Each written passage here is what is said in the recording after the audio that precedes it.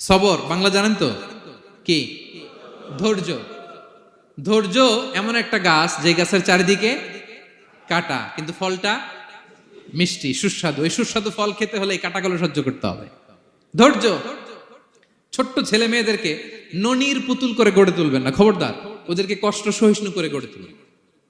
আপনি থাকতেই কষ্ট করা শিখান, তার জীবনটা স্মুথ হবে, তার ক্যারিয়ারটা ব্রাইট হবে, তার ভবিষ্যৎটা সুন্দর হবে। ছেলেমেয়েরা কিছু চাইলেই সাথে সাথে দিবেন না।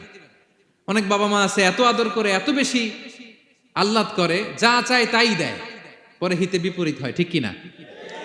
ছেলে মেয়েকে অভাব শেখান, ছেলে মেয়েকে কষ্ট শেখান, ওদেরকে সংগ্রাম শেখান, প্রতিকূল পরিবেশে কি করে টিকে থাকতে হয় এটার সবক শেখান। সেদিন লোকমান তাই করলেন, ছেলের সবর শিখাইলেন যে বাবা ধৈর্য ধারণ করো, আতঙ্কিত হবা না, জীবন